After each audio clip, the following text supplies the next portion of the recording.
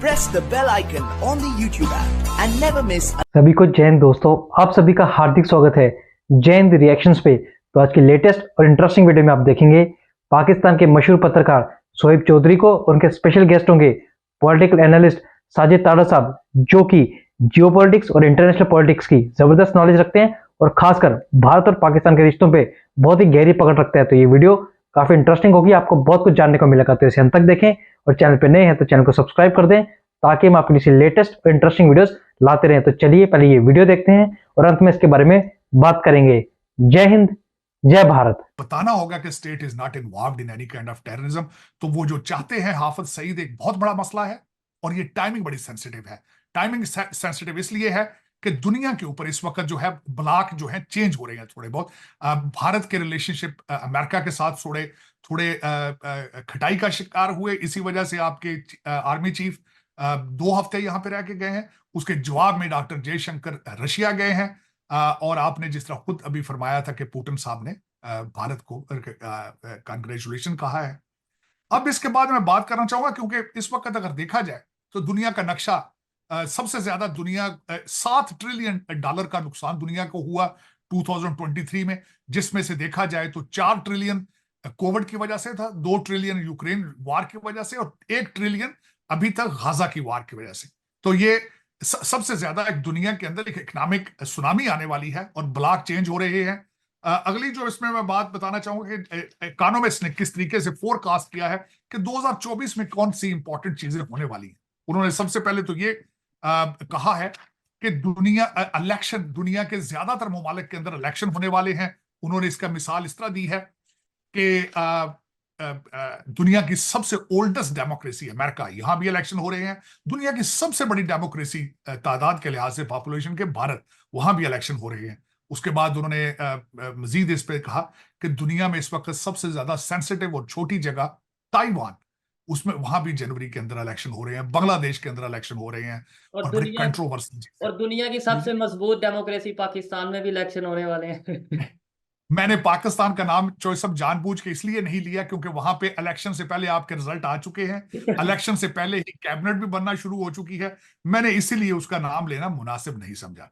लेकिन उन्होंने कहा कि आगे एक्सपेक्ट क्या करना चाहिए। दूसरी चीज जो इकोनॉमिस्ट ने कही है वो उन्होंने कहा कि ड्रोन जो है, ड्रोन का इस्तेमाल मजीद बढ़ जाएगा। इस वक्त जंगों में तो ड्रोन इस्तेमाल हो रहे हैं, लेकिन इंडस्ट्रियल साइड पे और कमर्शियल साइड पे इसका इस्तेमाल बढ़ जाएगा। 2024 के अंदर उड़ने वाली गाड़ियों का ड्रोन्स, इस तरह की चीजें आएंगी। इसके बाद टैक्सी सर्विस शुरू होने वाली है और ये 2024 में होगा। तीसरी चीज उन्होंने प्रेडिक्ट की है कि आर्टिफिशियल इंटेलिजेंस का इस्तेमाल वो भी मजीद बढ़ेगा और उसके रूल्स रेगुलेशंस हमें एस्टेब्लिश करने पड़ेंगे। इस वक्त आर्टिफिशियल इंटेलिजेंस का सबसे ताकतवर इस्तेमाल इजराइल कर रहा है। वहां उन्होंने एक सिस्टम एस्टेब्लिश कर रखा है जिसका नाम द गॉस्पेल है। वो तकरीबन 300 से 350 टारगेट डेली बेसिस पे तैयार करते हैं आर्टिफिशियल इंटेलिजेंस की मदद से और उससे वो निशाना बनाते हैं और लोग वो जिस तरीके से वो अपना इस्तेमाल करें। चौथी चीज उन्होंने कहा है कि माहौलियात, जिस तरह मैंने पहले आपको अर्ज किया था कि 2023 जो था 12 महीने गर्म तरीन थे, 1.3 डिग्री टेम्परेचर बढ़ा था। इसी तरीके से 2024 को भी गर्म साल जो है वो बताया जा रहा है और बिलखसूस उन्होंने उसमें टारगेट किया है कि इस वक्त दुनिया को तकरीबन $14 मिलियन पर घंटा ये दुनिया का टेम्परेचर बढ़ना जो है दुनिया को कास कर रहा है। तो इस पर तवज्जो दी जाएगी। रिन्यूएबल एनर्जी के बारे में इस वक्त ज्यादातर चीजें पैकिंग होकर घर होम डिलीवरी हो रही हैं, चीजें अमेज़न डिलीवर कर, तो स्मार्ट पैकिंग पे तवज्जो दी जाएगी। 5वां पॉइंट उन्होंने जो सबसे ज्यादा कहा है कि अमेरिका फॉरेन पॉलिसी पे अपनी पे दुनिया के ऊपर जो एक सोल सुपर पावर का टाइटल लूज कर रहा है। चाइना और रशिया का जो इत्तेहाद है वो उनकी कोशिश होगी कि ब्रिक्स जो है उसको एक्सपेंड किया जाए। इस वक्त ब्रिक्स की इकॉनमी अगर टोटल की जाए तो वेस्टर्न कंट्री से ज्यादा है जीडीपी के लिहाज से। तो उनकी ख्वाहिश ये है कि उसको एक्सपेंड किया जाए और उसके जरिए अमेरिका का जो एक इन्फ्लुएंस है पूरी दुनिया में खत्म किया जाए। उनकी नजर में आईएमएफ जो है वो गरीब मुल्क जिस तरह के पाकिस्तान है उनको पैसे देकर अपना इंटरेस्ट प्रोटेक्ट करता है, उसका इन्फ्लुएंस बढ़ता है, तो वो उसके मुकाबले पे आना चाहते हैं। इस वक्त अगर देखा जाए तो ये वाकई उनकी बात ठीक है। America has lost their title being super power. जिस तरह आपने देखा होगा कि सऊदी अरेबिया और ईरान की सुलह बीजिंग में हुई थी, आपने देखा होगा कि यूक्रेन की बातें टर्की में होती हैं और इस वक्त गाजा की बातें सारी की सारी कतर में हो रही हैं। जो पहले चीजें कैंप डेविड में होती थी, आजकल वो कैंप डेविड में नहीं हो रही। इन्होंने दुकान बंद कर दी है, इनकी तवज्जो किसी और चीज पर है। उनकी America is losing the grip in every field. इनके अपने इंटरनल इंतशार इतने हैं कि आप सोच नहीं सकते। इस वक्त डोनाल्ड ट्रंप साहब की पॉपुलैरिटी इज राइजिंग, लेकिन अफसोस के साथ ये मैं कहूंगा कि अब इस डेमोक्रेट पार्टी को पता है कि अगर इलेक्शन फेयर कराए जाएं तो डोनाल्ड ट्रंप साहब इलेक्शन जीत जाएंगे, लेकिन उनको बैलेट से, उनका नाम बैलेट से हटाए जाने के लिए पूरा जोर लगाया जा रहा है। और कर कौन रहे हैं? उनको हम यहां पे कहते हैं अनइलेक्टेड रूलिंग एलीट, जिसको एस्टेब्लिशमेंट भी अब कह सकते हैं। तकरीबन 30 स्टेटें हैं जो इस वक्त इंटरेस्ट ले रही हैं कि डोनाल्ड ट्रंप साहब का नाम इलेक्शन बैलेट पे ना आ सके। तो ये एक जमहूरियत की एक तजलील है। और मेरे ख्याल में भी, मैं बहसीत student of political science Chaudhary साहब देख रहा हूं कि democratic values are in decline मुसलसल, और authoritarianism is on the rise. Establishment जो है हर मुल्क के अंदर, ना सिर्फ अमेरिका, दुनिया के हर कंट्री के अंदर उनकी ग्रिप जो है वो बढ़ती जा रही है। करप्शन जोरों पर है, कमीशन लेना जोरों पर है। एवरेज जो जनरल मैसेज है, जिनको आप वोटर्स कह रहे हैं, टैक्स पेयर कह रहे हैं, वो उनका नुकसान है। और यही एक दुनिया का अलमिया है कि हम डेमोक्रेसी को रिफॉर्म नहीं कर पाए टाइमली फैशन पे, या कोई ऐसा नया सिस्टम इजाद नहीं कर पाए जिसके जरिए सिविल राइट्स और ह्यूमन राइट्स उनको प्रोटेक्ट किया जा सके। आज आप देख लें इसराइल के अंदर जो हो रहा है, तकरीबन 2000 लोग डेली बेसिस पे मारे जा रहे हैं। 1.9 बिलियन मुसलमान जो है वो एक इबरत का निशान बन चुके हैं। आखिर में ये कहूंगा, पाकिस्तान के हवाले से आपने कहा था, मेरे जहन में एक दो इशार हैं, अगर आप इजाजत दें जी तो जी। मैं वो अर्ज करना चाहूंगा। मेरे एक फेवरेट पोएट है पाकिस्तान में, जिनको कहा जाता है जॉन एलिया। पाकिस्तान में उन्होंने पाकिस्तान के हवाले से जो एक शेर है वो बड़ा मुझे बार बार मेरे जहन में गुजरता है। वो कहते हैं, मैं बहुत अजीब हूं, इतना अजीब हूं कि बस, मैं बहुत अजीब हूं, इतना अजीब हूं कि बस खुद को तबाह करके मलाल भी नहीं।